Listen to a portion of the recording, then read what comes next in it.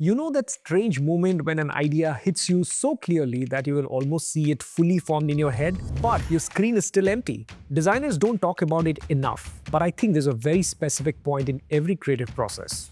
I call it the threshold. It's that exact moment where a mental idea becomes a digital reality for the first time. The moment your brain hands over the idea to your hands. And most of us lose that moment, not because the idea isn't good or we are slow thinkers, but because right at the threshold, our tools get in the way. You're ready to move fast, but your mouse, your shortcuts, your menus start slowing you down. But here's what I have learned after a decade of doing this professionally. Creative work isn't slow because of thinking. It is slow because of the tools. So in this video, I want to take you inside my head and my hands while I'm creating. We're going to sit inside an editing timeline, sync more than 20 cuts to a beat in seconds, and I'll show you how a small ring under my thumb and a few pulses in my hand completely change the way I create. A few months ago, I stopped thinking about my mouse as something to move the cursor with and started treating it like an instrument. On the surface, it still looks like a mouse because under my thumb, there's something called the actions ring. And inside my hands, there is something even more interesting, haptic feedback that don't just vibrate randomly, they talk back in a very specific way. I don't understand how much of this mattered until I put it inside an editing timeline. So let's do just that. Right now on screen, you're looking at my timeline. Single track audio at the bottom, a simple percussive beat, kick, snare, hit-hat. No fancy music, just sharp, clear hits. On top, a series of different clips, different shots, different angles, and so on. And if you're a creator, you've probably been here 100 times. You know the drill. First, zoom in, then move the playhead. Split, nudge, play, undo. Repeat that 20 times, and your brain is faster than your hands. This is where the action ring changes everything. Watch my thumb for a second. When I flick the ring, I'm not opening a menu. I'm not digging through settings. I'm swapping entire tool layouts. One flick, I'm in the cut mode and the whole UI changes and only the timeline tools I need are visible. Another flick, color mode, panels rearrange, scopes appear and everything unnecessary just disappears. If I need to cycle through color palettes, which I do constantly, flick, flick, flick, and I'm not touching the top menu bar. I'm not searching for the right panel. I'm not moving my eyes to hunt for small icons. This is the part I want to highlight. Searching for a button breaks your momentum.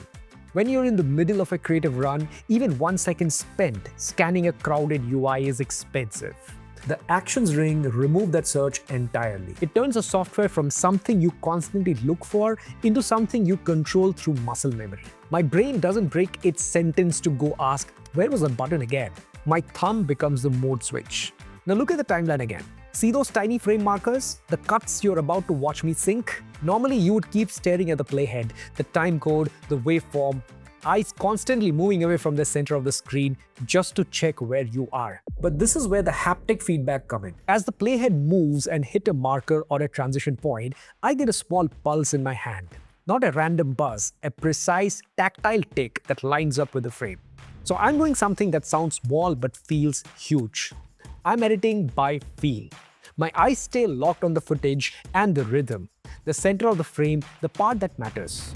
I'm not checking the time code every second. My hand is telling me, you are here. You crossed that marker. This is the transition. When that happens enough times, something interesting shifts. Your hand starts guiding the edit. The mouse stops being a pointer and starts acting like a bridge between your body and the software. All right, let's make this real. You're going to hear a simple percussive loop now. Kick, snare, hit-hat in between. Visually on screen, you're seeing 20 plus rock clips sitting misaligned on the timeline. Nothing is synced. It's messy. I'm in cut mode. My thumb flicks the action ring once. The timeline zooms to the right level. I don't need to manually scroll around. I hit play and the beat starts. Every time the kick hits, I get a haptic tick on my hand. Every time the snare lands, another pulse. My job now is simple, cut on feel. You will see it all happening in real time. The cursor moves like it knows exactly where to go, no hesitation, no instincts. Then the scroll wheel takes over, spinning fast to race through the timeline and slowing down the moment I need to make a precise move. From here, it gets almost rhythmic. Split, nudge, tap, split again. And bit by bit, the audio and the video find each other waveform and frames start lining up one beat at a time until the whole thing just feels right. Listen to the sound for a second. The click of the switches, the whir of the wheel, the subtle thump of the haptics, they became a part of your track. It's not just visuals over music, it's hardware performing with you. In a few seconds, 20 separate cuts are sitting exactly on the beat, not because I lean on some auto-edit feature, but because the tool stopped fighting me. I responded to my timing instead of slowing it down. That's the threshold we talked about at the start. The moment the idea in your head and the movement in your hand becomes one continuous motion, when you experience this once, it feels cool. When you experience it every day, it quietly rewires how you work.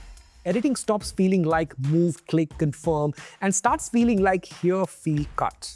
The big instinct I want you to walk away with this is professional design is not slow because of thinking. It's slow because of friction. Friction in your tools, friction in your inputs, friction in your UI. The action ring and the haptic feedback don't magically make you a better designer. They just remove a long chain of tiny friction so your existing skills can finally run at full speed.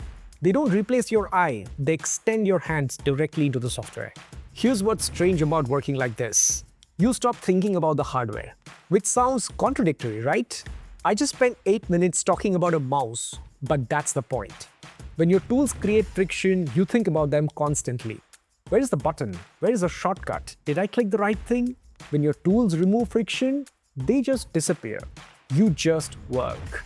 I'm not telling you this mouse will make you a better creative. That's not how tools work. But I'm telling you this. If you ever felt like your hands are slower than your brain, if you ever lost a creative thought because you had to go hunting for a menu, or if you ever wondered why professional work feels so much slower than the ideas in your head, it might not be you alone. It might be the friction. The threshold is the gap between the thought and reality. And every piece of friction in your workflow makes that gap wider. Remove the friction and the gap collapses.